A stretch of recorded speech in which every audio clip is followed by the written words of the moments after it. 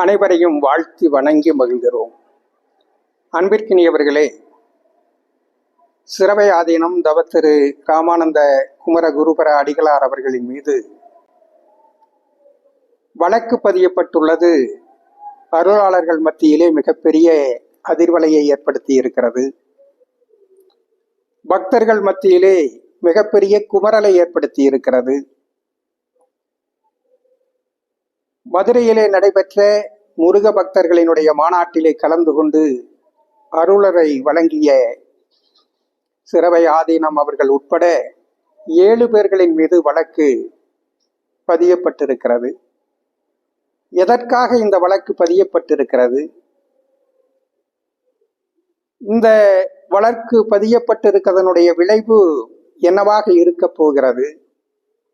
இதிலே நாம் எல்லோரும் பொறுப்புள்ளவர்களாக இந்த சமுதாயத்தினுடைய வளர்ச்சிக்காக எப்படி செயலாற்றுவது என்பது பற்றித்தான் இந்த பதிவிலே நாம் பகிர்ந்து கொள்ள இருக்கிறோம்.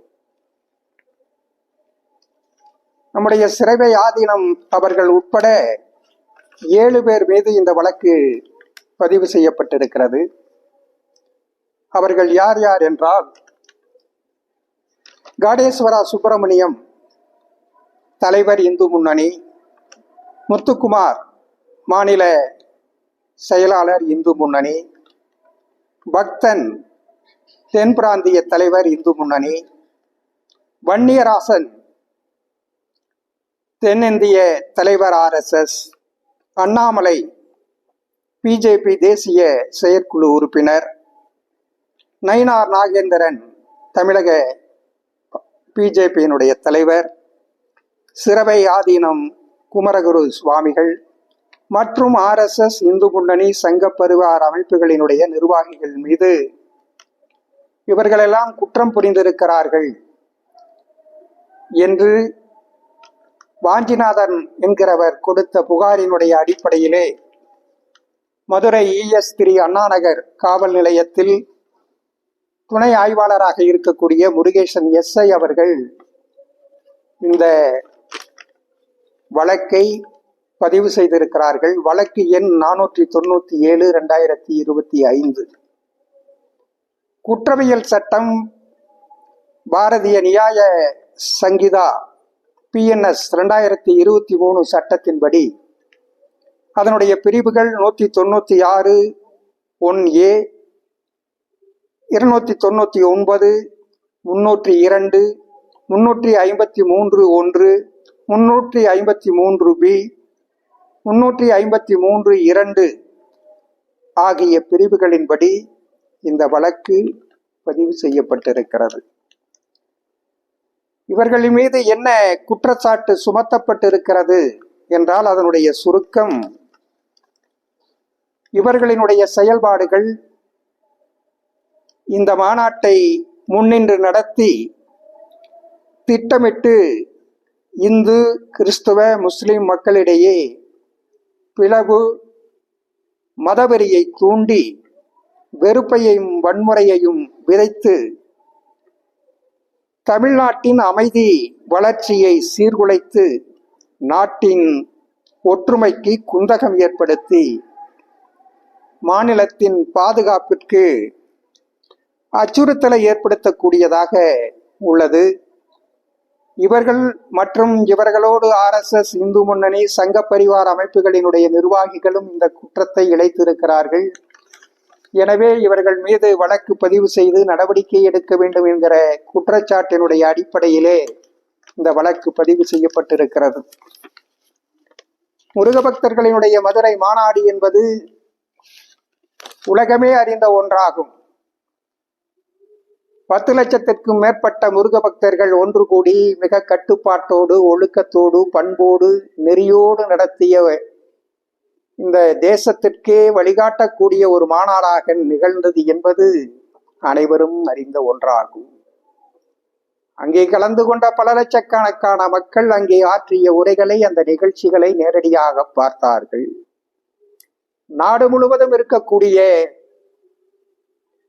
மக்கள் அத்தனை பேரும் தொலைக்காட்சிகளிலும் இதை பார்த்தார்கள். அங்கே நம்முடைய சிரவை ஆதீனம் குமர குருபர அடிகளார் அவர்கள் என்ன பேசினார்கள் என்பது எல்லோரும் அறிந்த ஒன்றாகும். அவர்கள் இந்து கிறிஸ்துவ இஸ்லாமிய மதத்திற்கு எதிராக பிளவை ஏற்படுத்துகின்ற வகையில், வன்முறையை தூண்டுகின்ற வகையில், அமைதியை குலைக்கின்ற வகையில் என்ன பேசினார் என்பதை இந்த வழக்கு பதிவு செய்தவர்களால் தெளிவுபடுத்த முடியுமா?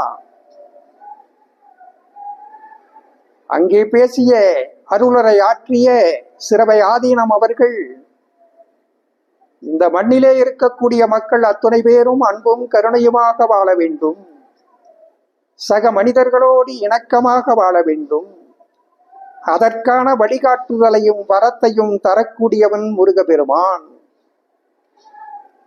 நம்மோடு இருக்கின்றவர்கள் தவறு செய்தாலும் கூட அவர்களையும் மன்னித்து ஏற்று நாம் அரவணைத்து வாழ வேண்டும்.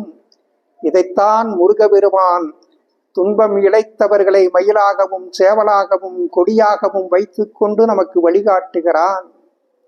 இந்த உயர்ந்த தத்துவங்களை, உயர்ந்த ஆன்மீகத்தினுடைய உணர்வுகளை அனைத்து மக்களும் புரிந்து கொண்டு செயலாற்றுவதற்குத்தான் முருகன் வழிகாட்டி கொண்டிருக்கிறான் என்கிற உயர்ந்த தத்துவத்தையும் வழிகாட்டுதலையும் தான் பக்தர்களுக்கும் இந்த தேசத்தினுடைய மக்களுக்கும் அருளுரையாக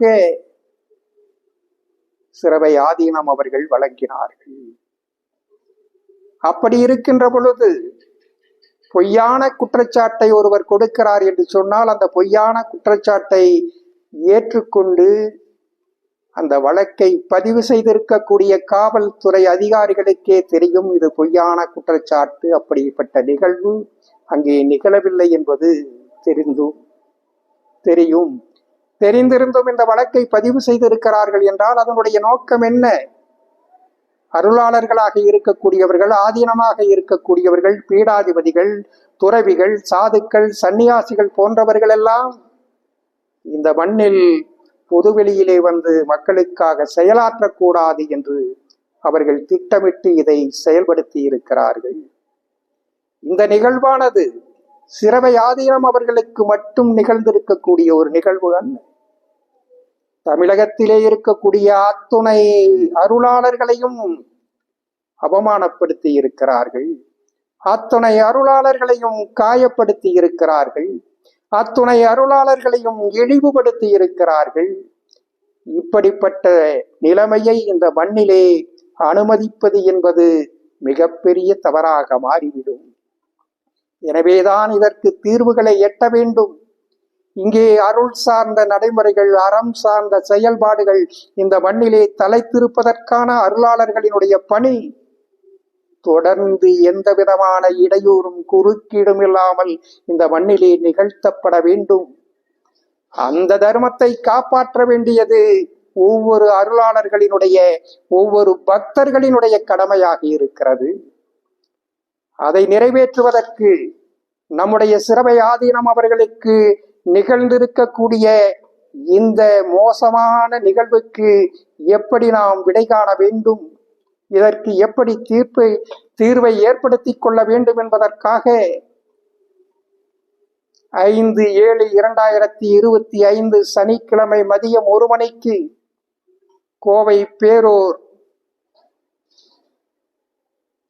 கோவை பேரூரிலே அங்கே இருக்கக்கூடிய சமுதாய கூடத்திலே, அரங்கத்திலே